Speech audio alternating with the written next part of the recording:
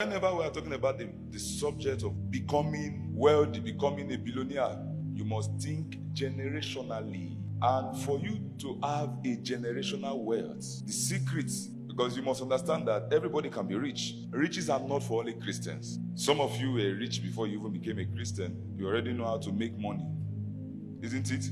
Yeah, and some people that are very wealthy in this world today, they are not Christians. But everybody follow God's principle. Matthew 5 from verse 45. He said that you may be the sons of your Father in heaven, for he makes his sun rise on the evil and on the good, and send rain on the just and on the unjust. That rain alone is talking about riches. Riches go to the just or the unjust. Have you read your Bible when it says, ask of the Lord of the latter rain and he will send it? So riches are not for only Christians. In the book of Deuteronomy 28 from verse 12, he explained more on that rain. He said, the Lord will open to you the good treasure, the heavens, to give rain in your land. God called rain treasure. And he said the treasure is for who? The just and the what? If in this class now, you must have learned that wealth is generational. 1. 2. Wealth is for the just and the unjust. So God can make anyone rich.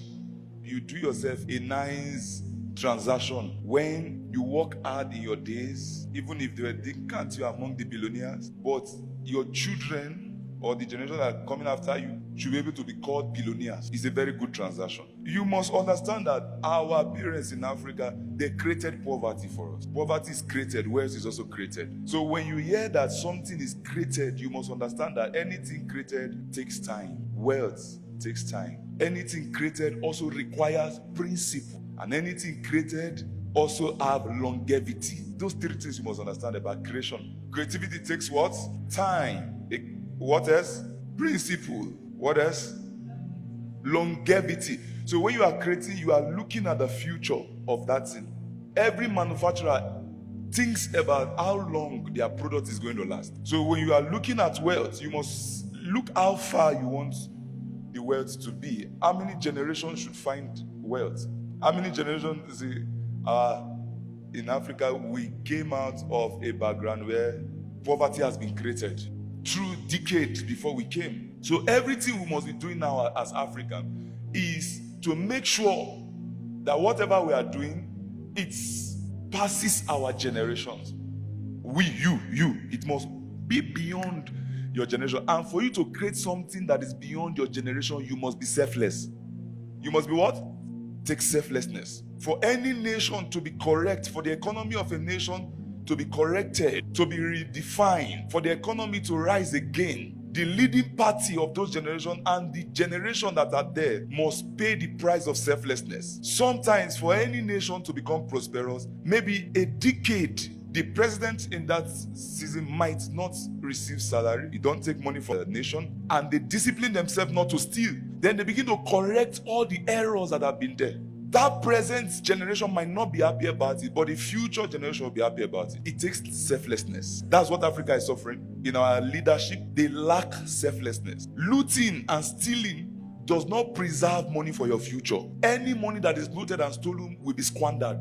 He said, as a patriarch that broods but does not ash, so is he who gets riches but not by right. It will leave him in the midst of his days. He has already failed already. Because we are talking about creating of wealth, where one of the principles is longevity. Isn't it? So if your wealth leaves you in the midst of your day, you already fail. He said the wealth will leave him in the midst of his days, and at his end, he will be a fool. So is he who gets riches, but not. There's no probability that any president that is stealing today, thinking he's saving money for his future, there's no probability that his children will be rich. None of them. When you see Genesis 1 from verse 1, that principle you see there, that there are principles God created, that is creation. Now, when you are talking about creation, you saw time, first day. It's talking about timing. Then principle, Monday, Tuesday, Wednesday, Thursday, principle. Something people will keep on following. That's what principle is. That a generation will come and still be following it. So God said first day, second day, third day, fourth day, fifth day. That's principle. Then longevity, he was creating it in a way that many generations can live in the earth. Wealth is created, poverty is created. Now, if everyone can be rich, both the just and the unjust, what is the secret of having a generational blessing? Proverbs 13:11, it says, words gain, yes, by dishonesty will be diminished, but he who gathers by labor will increase. Labor is talking about timing, principle, and what? And longevity. Word gained by dishonesty will be diminished, but he who gathers by labor